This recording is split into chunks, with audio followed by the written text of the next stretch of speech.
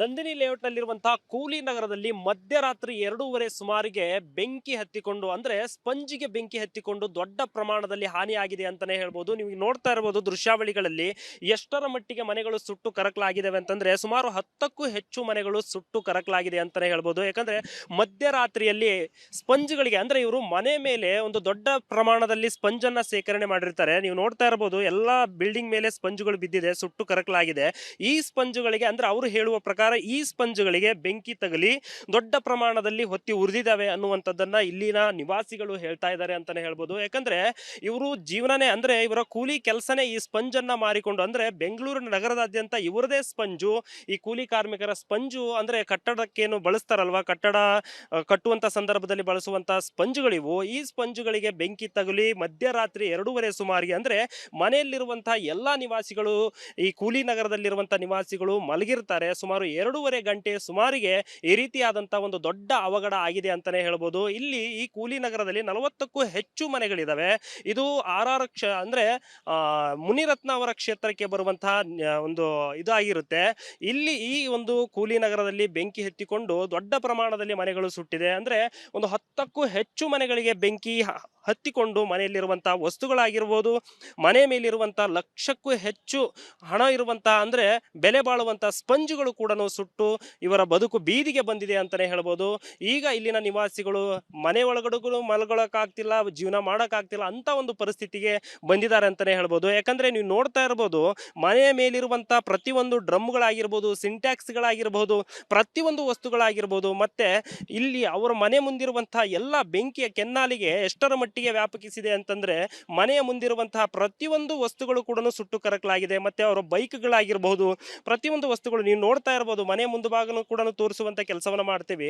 ಮನೆ ಮುಂದೆ ನಿಲ್ಲಿಸಿರುವಂತಹ ಅಂದ್ರೆ ಇವರು ಕೂಲಿ ಕೆಲಸಕ್ಕೆ ಬಳಸ್ತಿದ್ದಂತಹ ವೆಹಿಕಲ್ಗಳು ಏನಿದಾವೆ, ಈ ಸ್ಪಂಜನ್ನ ಹೇರ್ಲಿಕ್ಕೆ ಬಳಸ್ತಿದ್ದಂತಹ ವೆಹಿಕಲ್ಗಳು ಏನಿದಾವೆ, ಆ ವೆಹಿಕಲ್ಗಳಲ್ಲಿ ಕೂಡ ಸ್ಪಂಜು ಲೋಡ್ ಮಾಡಿ ನಿಲ್ಲಿಸಿದ್ರಂತೆ. ಹಾಗಾಗಿ ಆ ಪ್ರತಿಯೊಂದು ವೆಹಿಕಲ್ಸ್ಗಳು, ಆ ಟಾಟಾ ಎಸಿಗಳಾಗಿರ್ಬಹುದು, 3ಕ್ಕೂ ಹೆಚ್ಚು ಟಾಟಾ ಎಸಿಗಳು, ಒಂದು ಆಟೋ ಸೇರಿದಂತೆ 10ಕ್ಕೂ ಹೆಚ್ಚು ಬೈಕ್ಗಳು ಸುಟ್ಟು ಕರಕಲಾಗಿದೆ ಅಂತಾನೆ ಹೇಳ್ಬೋದು. ಯಾಕಂದ್ರೆ ಮಧ್ಯರಾತ್ರಿ ಈ ಒಂದು ಅವಘಡ ಸಂಭವಿಸಿರುವುದರಿಂದ ಈ ಒಂದು ಬೆಂಕಿಯನ್ನ ಕಂಟ್ರೋಲ್ ಮಾಡ್ಲಿಕ್ಕೆ ಅವರಿಗೆ ಆಗಿಲ್ಲ. ಹಾಗಾಗಿ ಫೈರ್ ಇಂಜಿನ್ಗೆ ಫೋನ್ ಮಾಡಿ ಅದನ್ನ ತರಿಸ್ಕೊಂಡು ಅವರು ಫೈರ್ ಇಂಜಿನ್ ಅವರು ಬಂದು ಈ ಒಂದು ಬೆಂಕಿಯನ್ನ ನಂದಿಸುವ ಕೆಲಸವನ್ನ ಮಾಡುವಷ್ಟರಲ್ಲೇ 10ಕ್ಕೂ ಹೆಚ್ಚು ಮನೆಗಳು ಸುಟ್ಟು ಕರಕಲಾಗಿದೆ ಅಂತಾನೆ ಹೇಳ್ಬೋದು. ಯಾಕಂದ್ರೆ ದೊಡ್ಡ ಪ್ರಮಾಣದಲ್ಲಿ ಮನೆಯ ಮೇಲೆ ಸ್ಪಂಜ್ ಇರುತ್ತೆ. ಹಾಗಾಗಿ ಪ್ರತಿಯೊಂದು ಮನೆ ಮೇಲೆ ಕೂಡ ಸ್ಪಂಜ್ ಇರುತ್ತೆ.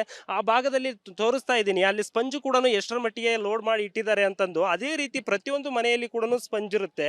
ಆ ರೀತಿಯಾಗಿರುವಂತಹ ಪ್ರತಿಯೊಂದು ಮನೆಯಲ್ಲಿರುವಂತಹ ಸ್ಪಂಜುಗಳು ಕೂಡ ನೋಡ್ತಾ ಇರಬಹುದು ಸುಟ್ಟು ಕರಕಲಾಗಿದೆ. ಈ ಒಂದು ಸ್ಪಂಜಿಗೆ ಹೊತ್ತಿಕೊಂಡಿರುವಂತಹ ಬೆಂಕಿ ಸುಮಾರು 10ಕ್ಕೂ ಹೆಚ್ಚು ಮನೆಗಳು ಸುಟ್ಟು ಕರಕಲಾಗಕ್ಕೆ ಕಾರಣ ಆಗಿದೆ ಅಂತಾನೆ ಹೇಳ್ಬೋದು. ಈ ರೀತಿಯಾದಂತಹ ಘಟನೆ ಈ ಒಂದು ಕೂಲಿ ನಗರದಲ್ಲಿ ನಡೆದಿದೆ ಅಂತಾನೆ ಹೇಳ್ಬೋದು. ಸ್ಥಳಕ್ಕೆ ಶಾಸಕರಾಗಿರುವಂತಹ ಮುನಿರತ್ನ ಅವರು ಕೂಡ ಭೇಟಿ ನೀಡಿದ್ದಾರೆ.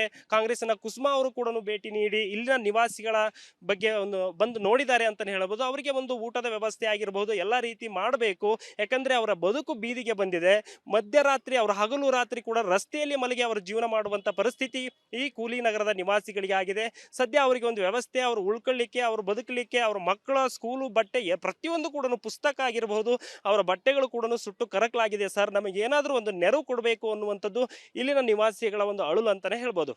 ಕ್ಯಾಮರಾ ಪರ್ಸನ್ ಮಂಜುನಾಥ್ ಜೊತೆ ರೆಹಮಾನ್ ಒಳಲು, ರಿಪಬ್ಲಿಕ್ ಕನ್ನಡ, ಬೆಂಗಳೂರು. ನಂದಿನಿ ಲೇಔಟ್ನಲ್ಲಿರುವಂತಹ ಕೂಲಿ ನಗರದಲ್ಲಿ ಮಧ್ಯರಾತ್ರಿ 2:30 ಸುಮಾರಿಗೆ ಬೆಂಕಿ ಹತ್ತಿಕೊಂಡು ಅಂದ್ರೆ ಸ್ಪಂಜಿಗೆ ಬೆಂಕಿ ಹತ್ತಿಕೊಂಡು ದೊಡ್ಡ ಪ್ರಮಾಣದಲ್ಲಿ ಹಾನಿಯಾಗಿದೆ ಅಂತಾನೆ ಹೇಳ್ಬೋದು. ನೀವು ನೋಡ್ತಾ ಇರಬಹುದು ದೃಶ್ಯಾವಳಿಗಳಲ್ಲಿ ಎಷ್ಟರ ಮಟ್ಟಿಗೆ ಮನೆಗಳು ಸುಟ್ಟು ಕರಕಲಾಗಿದ್ದಾವೆ ಅಂತಂದ್ರೆ ಸುಮಾರು 10ಕ್ಕೂ ಹೆಚ್ಚು ಮನೆಗಳು ಸುಟ್ಟು ಕರಕಲಾಗಿದೆ ಅಂತಾನೆ ಹೇಳ್ಬೋದು. ಯಾಕಂದ್ರೆ ಮಧ್ಯರಾತ್ರಿಯಲ್ಲಿ ಸ್ಪಂಜ್ಗಳಿಗೆ ಅಂದ್ರೆ ಇವರು ಮನೆ ಮೇಲೆ ಒಂದು ದೊಡ್ಡ ಪ್ರಮಾಣದಲ್ಲಿ ಸ್ಪಂಜನ್ನ ಸೇಕರಣೆ ಮಾಡಿರ್ತಾರೆ. ನೀವು ನೋಡ್ತಾ ಇರಬಹುದು ಎಲ್ಲಾ ಬಿಲ್ಡಿಂಗ್ ಮೇಲೆ ಸ್ಪಂಜುಗಳು ಬಿದ್ದಿದೆ, ಸುಟ್ಟು ಕರಕಲಾಗಿದೆ.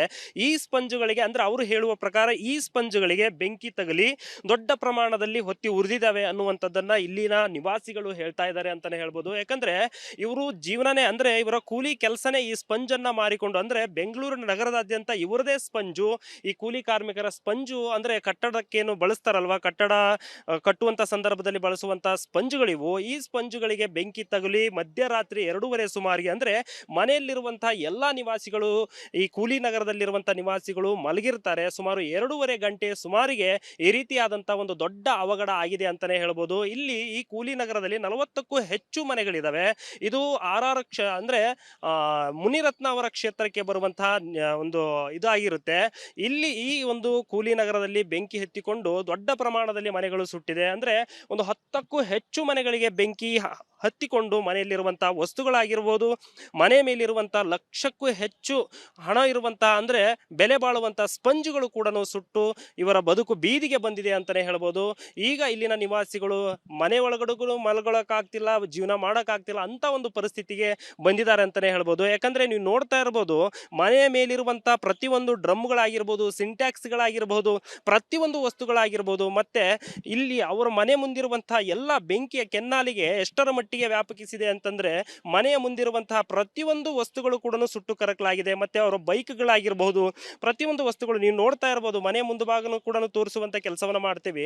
ಮನೆ ಮುಂದೆ ನಿಲ್ಲಿಸಿರುವಂತಹ ಅಂದ್ರೆ ಇವರು ಕೂಲಿ ಕೆಲಸಕ್ಕೆ ಬಳಸ್ತಿದ್ದಂತಹ ವೆಹಿಕಲ್ಗಳು ಏನಿದಾವೆ, ಸ್ಪಂಜ್ ಅನ್ನ ಹೇರ್ಲಿಕ್ಕೆ ಬಳಸ್ತಿದ್ದಂತಹ ವೆಹಿಕಲ್ಗಳು ಏನಿದಾವೆ, ಆ ವೆಹಿಕಲ್ಗಳಲ್ಲಿ ಕೂಡ ಸ್ಪಂಜು ಲೋಡ್ ಮಾಡಿ ನಿಲ್ಲಿಸಿದ್ರಂತೆ. ಹಾಗಾಗಿ ಆ ಪ್ರತಿಯೊಂದು ವೆಹಿಕಲ್ಸ್ಗಳು, ಆ ಟಾಟಾ ಎಸಿಗಳಾಗಿರ್ಬಹುದು, 3ಕ್ಕೂ ಹೆಚ್ಚು ಟಾಟಾ ಎಸಿಗಳು, ಒಂದು ಆಟೋ ಸೇರಿದಂತೆ 10ಕ್ಕೂ ಹೆಚ್ಚು ಬೈಕ್ಗಳು ಸುಟ್ಟು ಕರಕಲಾಗಿದೆ ಅಂತಾನೆ ಹೇಳ್ಬೋದು. ಯಾಕಂದ್ರೆ ಮಧ್ಯರಾತ್ರಿ ಈ ಒಂದು ಅವಘಡ ಸಂಭವಿಸಿರುವುದರಿಂದ ಈ ಒಂದು ಬೆಂಕಿಯನ್ನ ಕಂಟ್ರೋಲ್ ಮಾಡ್ಲಿಕ್ಕೆ ಅವರಿಗೆ ಆಗಿಲ್ಲ. ಹಾಗಾಗಿ ಫೈರ್ ಇಂಜಿನ್ಗೆ ಫೋನ್ ಮಾಡಿ ಅದನ್ನ ತರಿಸ್ಕೊಂಡು ಅವರು ಫೈರ್ ಇಂಜಿನ್ ಅವರು ಬಂದು ಈ ಒಂದು ಬೆಂಕಿಯನ್ನ ನಂದಿಸುವ ಕೆಲಸವನ್ನ ಮಾಡುವಷ್ಟರಲ್ಲೇ 10ಕ್ಕೂ ಹೆಚ್ಚು ಮನೆಗಳು ಸುಟ್ಟು ಕರಕಲಾಗಿದೆ ಅಂತಾನೆ ಹೇಳ್ಬೋದು. ಯಾಕಂದ್ರೆ ದೊಡ್ಡ ಪ್ರಮಾಣದಲ್ಲಿ ಮನೆಯ ಮೇಲೆ ಸ್ಪಂಜ್ ಇರುತ್ತೆ. ಹಾಗಾಗಿ ಪ್ರತಿಯೊಂದು ಮನೆ ಮೇಲೆ ಕೂಡ ಸ್ಪಂಜ್ ಇರುತ್ತೆ. ಆ ಭಾಗದಲ್ಲಿ ತೋರಿಸ್ತಾ ಇದ್ದೀನಿ, ಅಲ್ಲಿ ಸ್ಪಂಜ್ ಕೂಡ ಎಷ್ಟರ ಮಟ್ಟಿಗೆ ಲೋಡ್ ಮಾಡಿ ಇಟ್ಟಿದ್ದಾರೆ ಅಂತಂದು. ಅದೇ ರೀತಿ ಪ್ರತಿಯೊಂದು ಮನೆಯಲ್ಲಿ ಕೂಡ ಸ್ಪಂಜ್ ಇರುತ್ತೆ.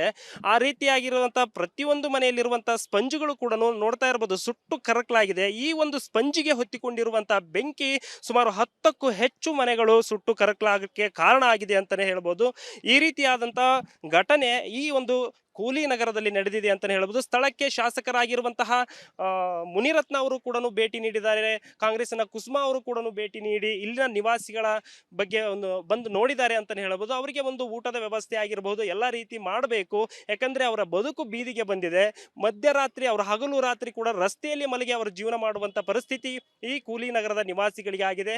ಸದ್ಯ ಅವರಿಗೆ ಒಂದು ವ್ಯವಸ್ಥೆ, ಅವರು ಉಳ್ಕೊಳ್ಳಿಕ್ಕೆ, ಅವರು ಬದುಕಲಿಕ್ಕೆ, ಅವರ ಮಕ್ಕಳ ಸ್ಕೂಲು ಬಟ್ಟೆ ಪ್ರತಿಯೊಂದು ಕೂಡ ಪುಸ್ತಕ ಆಗಿರಬಹುದು, ಅವರ ಬಟ್ಟೆ ಕೂಡ ಸುಟ್ಟು ಕರಕಲಾಗಿದೆ. ಸರ್, ನಮಗೆ ಏನಾದರೂ ಒಂದು ನೆರವು ಕೊಡಬೇಕು ಅನ್ನುವಂಥದ್ದು ಇಲ್ಲಿನ ನಿವಾಸಿಗಳ ಒಂದು ಅಳುಲು ಅಂತಾನೆ ಹೇಳ್ಬೋದು. ಕ್ಯಾಮರಾ ಪರ್ಸನ್ ಮಂಜುನಾಥ್ ಜೊತೆ ರೆಹಮಾನ್ ಒಳಲು, ರಿಪಬ್ಲಿಕ್ ಕನ್ನಡ, ಬೆಂಗಳೂರು. ನಂದಿನಿ ಲೇಔಟ್ ನಲ್ಲಿರುವಂತಹ ಕೂಲಿ ನಗರದಲ್ಲಿ ಮಧ್ಯರಾತ್ರಿ 2:30 ಸುಮಾರಿಗೆ ಬೆಂಕಿ ಹತ್ತಿಕೊಂಡು ಅಂದ್ರೆ ಸ್ಪಂಜಿಗೆ ಬೆಂಕಿ ಹತ್ತಿಕೊಂಡು ದೊಡ್ಡ ಪ್ರಮಾಣದಲ್ಲಿ ಹಾನಿಯಾಗಿದೆ ಅಂತಾನೆ ಹೇಳ್ಬೋದು. ನೀವು ನೋಡ್ತಾ ಇರಬಹುದು ದೃಶ್ಯಾವಳಿಗಳಲ್ಲಿ ಎಷ್ಟರ ಮಟ್ಟಿಗೆ ಮನೆಗಳು ಸುಟ್ಟು ಕರಕಲಾಗಿದ್ದಾವೆ ಅಂತಂದ್ರೆ ಸುಮಾರು 10ಕ್ಕೂ ಹೆಚ್ಚು ಮನೆಗಳು ಸುಟ್ಟು ಕರಕಲಾಗಿದೆ ಅಂತಾನೆ ಹೇಳ್ಬೋದು. ಯಾಕಂದ್ರೆ ಮಧ್ಯರಾತ್ರಿಯಲ್ಲಿ ಸ್ಪಂಜ್ಗಳಿಗೆ ಅಂದ್ರೆ ಇವರು ಮನೆ ಮೇಲೆ ಒಂದು ದೊಡ್ಡ ಪ್ರಮಾಣದಲ್ಲಿ ಸ್ಪಂಜ್ ಅನ್ನ ಸೇಕರಣೆ ಮಾಡಿರ್ತಾರೆ. ನೀವು ನೋಡ್ತಾ ಇರಬಹುದು ಎಲ್ಲಾ ಬಿಲ್ಡಿಂಗ್ ಮೇಲೆ ಸ್ಪಂಜುಗಳು ಬಿದ್ದಿದೆ, ಸುಟ್ಟು ಕರಕಲಾಗಿದೆ.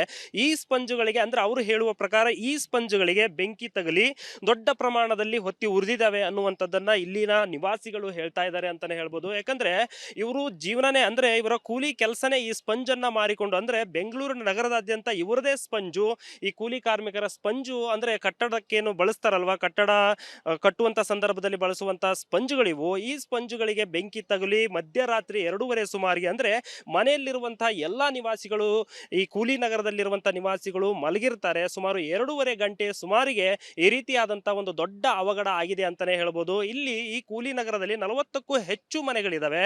ಇದು ಅಂದ್ರೆ ಮುನಿರತ್ನ ಅವರ ಕ್ಷೇತ್ರಕ್ಕೆ ಬರುವಂತಹ ಒಂದು ಇದಾಗಿರುತ್ತೆ. ಇಲ್ಲಿ ಈ ಒಂದು ಕೂಲಿ ನಗರದಲ್ಲಿ ಬೆಂಕಿ ಹತ್ತಿಕೊಂಡು ದೊಡ್ಡ ಪ್ರಮಾಣದಲ್ಲಿ ಮನೆಗಳು ಸುಟ್ಟಿದೆ. ಅಂದ್ರೆ ಒಂದು 10ಕ್ಕೂ ಹೆಚ್ಚು ಮನೆಗಳಿಗೆ ಬೆಂಕಿ ಹತ್ತಿಕೊಂಡು ಮನೆಯಲ್ಲಿರುವಂತಹ ವಸ್ತುಗಳಾಗಿರ್ಬೋದು, ಮನೆ ಮೇಲಿರುವಂತಹ ಲಕ್ಷಕ್ಕೂ ಹೆಚ್ಚು ಹಣ ಇರುವಂತಹ ಅಂದ್ರೆ ಬೆಲೆ ಬಾಳುವಂತಹ ಸ್ಪಂಜುಗಳು ಕೂಡ ಸುಟ್ಟು ಇವರ ಬದುಕು ಬೀದಿಗೆ ಬಂದಿದೆ ಅಂತಾನೆ ಹೇಳ್ಬೋದು. ಈಗ ಇಲ್ಲಿನ ನಿವಾಸಿಗಳು ಮನೆ ಒಳಗಡೆಗಳು ಮಲ್ಗೊಳಕ್ಕಾಗ್ತಿಲ್ಲ, ಜೀವನ ಮಾಡಕ್ಕಾಗ್ತಿಲ್ಲ ಅಂತ ಒಂದು ಪರಿಸ್ಥಿತಿಗೆ ಬಂದಿದ್ದಾರೆ ಅಂತಾನೆ ಹೇಳ್ಬೋದು. ಯಾಕಂದ್ರೆ ನೀವು ನೋಡ್ತಾ ಇರಬಹುದು, ಮನೆಯ ಮೇಲಿರುವಂತಹ ಪ್ರತಿಯೊಂದು ಡ್ರಮ್ಗಳಾಗಿರ್ಬೋದು, ಸಿಂಟ್ಯಾಕ್ಸ್ಗಳಾಗಿರ್ಬೋದು, ಪ್ರತಿಯೊಂದು ವಸ್ತುಗಳಾಗಿರ್ಬೋದು, ಮತ್ತೆ ಇಲ್ಲಿ ಅವರ ಮನೆ ಮುಂದಿರುವಂತಹ ಎಲ್ಲ ಬೆಂಕಿಯ ಕೆನ್ನಾಲಿಗೆ ಎಷ್ಟರ ಮಟ್ಟಿಗೆ ವ್ಯಾಪಕಿಸಿದೆ ಅಂತಂದ್ರೆ ಮನೆಯ ಮುಂದಿರುವಂತಹ ಪ್ರತಿಯೊಂದು ವಸ್ತುಗಳು ಕೂಡ ಸುಟ್ಟು ಕರಕಲಾಗಿದೆ. ಮತ್ತೆ ಅವರ ಬೈಕ್ಗಳಾಗಿರಬಹುದು, ಪ್ರತಿಯೊಂದು ವಸ್ತುಗಳು ನೀವು ನೋಡ್ತಾ ಇರಬಹುದು. ಮನೆ ಮುಂಭಾಗನೂ ಕೂಡ ತೋರಿಸುವಂತ ಕೆಲಸವನ್ನ ಮಾಡ್ತೀವಿ.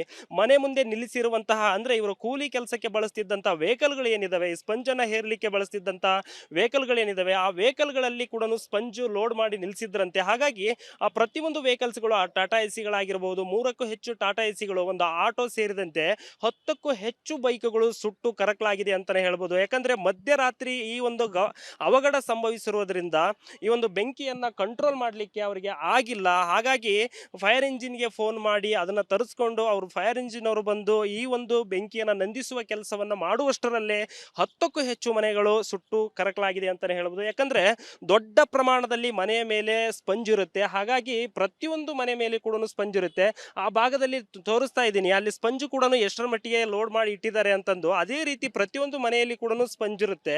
ಆ ರೀತಿಯಾಗಿರುವಂತಹ ಪ್ರತಿಯೊಂದು ಮನೆಯಲ್ಲಿರುವಂತಹ ಸ್ಪಂಜುಗಳು ಕೂಡ ನೋಡ್ತಾ ಇರಬಹುದು ಸುಟ್ಟು ಕರಕಲಾಗಿದೆ. ಈ ಒಂದು ಸ್ಪಂಜಿಗೆ ಹೊತ್ತಿಕೊಂಡಿರುವಂತಹ ಬೆಂಕಿ ಸುಮಾರು 10ಕ್ಕೂ ಹೆಚ್ಚು ಮನೆಗಳು ಸುಟ್ಟು ಕರಕಲಾಗಕ್ಕೆ ಕಾರಣ ಆಗಿದೆ ಅಂತಾನೆ ಹೇಳ್ಬೋದು. ಈ ರೀತಿಯಾದಂತಹ ಘಟನೆ ಈ ಒಂದು ಕೂಲಿ ನಗರದಲ್ಲಿ ನಡೆದಿದೆ ಅಂತಾನೆ ಹೇಳ್ಬೋದು. ಸ್ಥಳಕ್ಕೆ ಶಾಸಕರಾಗಿರುವಂತಹ ಮುನಿರತ್ನ ಅವರು ಕೂಡ ಭೇಟಿ ನೀಡಿದ್ದಾರೆ. ಕಾಂಗ್ರೆಸ್ನ ಕುಸುಮಾ ಅವರು ಕೂಡ ಭೇಟಿ ನೀಡಿ ಇಲ್ಲಿನ ನಿವಾಸಿಗಳ ಬಗ್ಗೆ ಒಂದು ಬಂದು ನೋಡಿದ್ದಾರೆ ಅಂತಾನೆ ಹೇಳ್ಬೋದು. ಅವರಿಗೆ ಒಂದು ಊಟದ ವ್ಯವಸ್ಥೆ ಆಗಿರಬಹುದು, ಎಲ್ಲ ರೀತಿ ಮಾಡಬೇಕು. ಯಾಕಂದ್ರೆ ಅವರ ಬದುಕು ಬೀದಿಗೆ ಬಂದಿದೆ. ಮಧ್ಯರಾತ್ರಿ ಅವರ ಹಗಲು ರಾತ್ರಿ ಕೂಡ ರಸ್ತೆಯಲ್ಲಿ ಮಲಗಿ ಅವರ ಜೀವನ ಮಾಡುವಂತ ಪರಿಸ್ಥಿತಿ ಈ ಕೂಲಿ ನಗರದ ನಿವಾಸಿಗಳಿಗೆ ಆಗಿದೆ. ಸದ್ಯ ಅವರಿಗೆ ಒಂದು ವ್ಯವಸ್ಥೆ, ಅವರು ಉಳ್ಕೊಳ್ಳಿಕ್ಕೆ, ಅವರು ಬದುಕಲಿಕ್ಕೆ, ಅವರ ಮಕ್ಕಳ ಸ್ಕೂಲು ಬಟ್ಟೆ ಪ್ರತಿಯೊಂದು ಕೂಡ ಪುಸ್ತಕ ಆಗಿರಬಹುದು, ಅವರ ಬಟ್ಟೆಗಳು ಕೂಡ ಸುಟ್ಟು ಕರಕಲಾಗಿದೆ. ಸರ್, ನಮಗೆ ಏನಾದರೂ ಒಂದು ನೆರವು ಕೊಡಬೇಕು ಅನ್ನುವಂಥದ್ದು ಇಲ್ಲಿನ ನಿವಾಸಿಗಳ ಒಂದು ಅಳುಲು ಅಂತಾನೆ ಹೇಳ್ಬೋದು. ಕ್ಯಾಮರಾ ಪರ್ಸನ್ ಮಂಜುನಾಥ್ ಜೊತೆ ರೆಹಮಾನ್ ಒಳಲು, ರಿಪಬ್ಲಿಕ್ ಕನ್ನಡ, ಬೆಂಗಳೂರು.